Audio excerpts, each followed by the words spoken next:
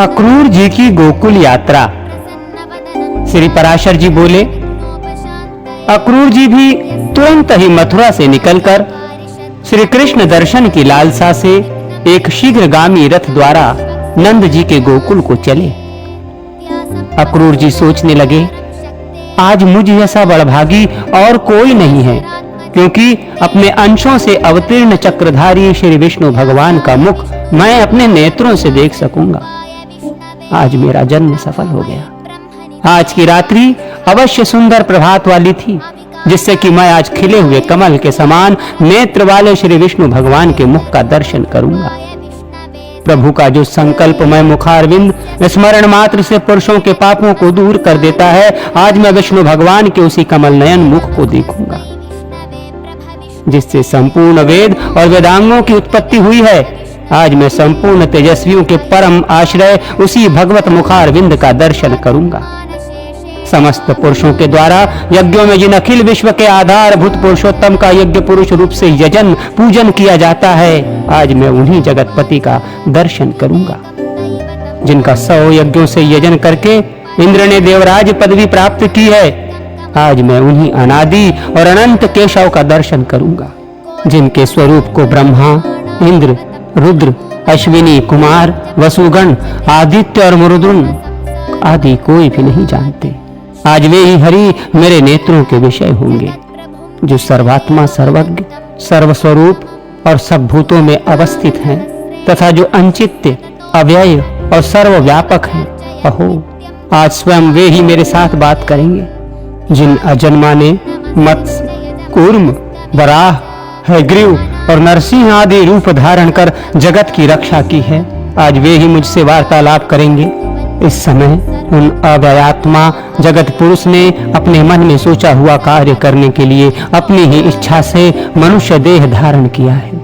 जो अनंत शेष जी अपने मस्तक पर रखी हुई पृथ्वी को धारण करते हैं, संसार के हित के लिए अवतीर्ण हुए, वे ही आज मुझसे अक्रूर कहकर बोलेंगे, जिनके इस पिता, पुत्र, सुहृदय, भ्राता, माता और बंधु रूपणी माया को पार करने में संसार सर्वथा असमर्थ है। उन मायापति को बारंबार नमस्कार है, जिनमें हृदय को लगा देने से पुरुष इस योग माया रूप विस्तृत अविद्या को पार कर जाता है।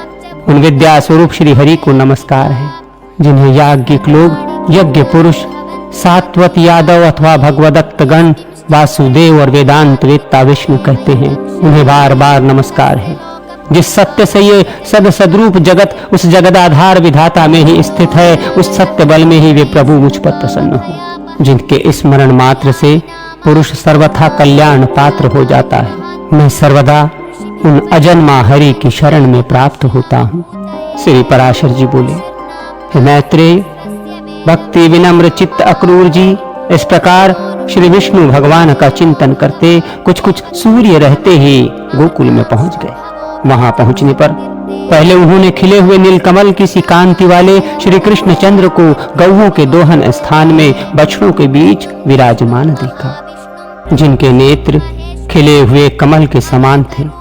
वक्षः स्थल में श्रीवत्स चिन्ह सुशोभित था, भुजाएं लंबी लंबी थी, वक्षः स्थल विशाल और ऊंचा था तथा नासिका उन्नत थी, जो सविलास हासयुक्त मनोहर मुखारविंद से सुशोभित थे तथा उन्नत और रक्त नख युक्त चरणों से पृथ्वी पर विराजमान थे, जो 2 पीतांबर धारण किए थे, वन्य पुष्पों से विभूषित थे तथा जिनका श्वेत कमल के आभूषणों से युक्त श्याम शरीर सचंद्र नीलाचल के समान सुशोभित था।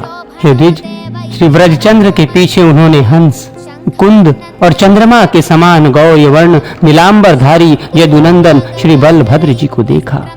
विशाल भुजदंड, उन्नत स्कंध और विकसित मुखारविंद श्री बलभद्र जी मेघमाला से घिरे हुए दूसरे कैलाश पर्वत के समान जान पड़ते थे। हे मुने, उन दोनों बालकों को देखकर महामती अक्रूर जी का मुख कमल प्रफुल्लित हो गया तथा उनके सर्वांग में पुलकावली छा गई, और वे मन ही मन कहने लगे, इन 2 रूपों में जो ये भगवान वासुदेव का अंश स्थित है, वही परधाम है और वही परम पद है। इन जगत विधाता के दर्शन पाकर आज मेरे नेत्र युगल तो सफल हो गए, किंतु क्या अब भगवत कृपा से इनका अंग संग पाकर मेरा शरीर भी कृतकृत्य हो सकेगा। जिनकी अंगुली के स्पर्श मात्र से संपूर्ण पापों से मुक्त हुए पुरुष निर्दोष सिद्धि कैवल्य मोक्ष प्राप्त कर लेते हैं, क्या वे अनंत मूर्ति श्रीमान हरि मेरी पीठ पर अपना कर कमल रखेंगे? जिन्होंने अग्नि, विद्युत और सूर्य की किरण माला के समान अपने उग्र चक्र का प्रहार कर दैत्यपति की सेना को नष्ट करते हुए असुर सुंदरियों की आंखों के अंजन धो डाले थे, जिनको एक जलबिंदु प्रदान करने से राजा बलि ने पृथ्वी तल में अति मनोज्ञ भोग और एक मनवंतर तक देवत्व लाभ पूर्वक शत्रु विहीन इंद्रपद प्राप्त किया था, वे ही विष्णु भगवान मुझ निर्दोष को भी कंस के संसर्ग से दोषी ठहराकर क्या मेरी अवज्ञा कर देंगे? मेरे ऐसे साधु जन बहिष्कृत पुरुष के जन्म को धिक्कार है। अथवा संसार में ऐसी कौन वस्तु है जो उन ज्ञान स्वरूप शुद्ध सत्व राशि, दोषहीन नित्य प्रकाश और समस्त भूतों के हृदय स्थित प्रभु को विदित न हो? अतः मैं उन ईश्वरों के ईश्वर, आदि मध्य और अंतरहित पुरुषोत्तम भगवान विष्णु के अंशावतार श्री कृष्ण चंद्र के पास भक्ति विनम्र चित्त से जाता हूँ। मुझे पूर्ण आशा है वे मेरी कभी अवज्ञा न करेंगे।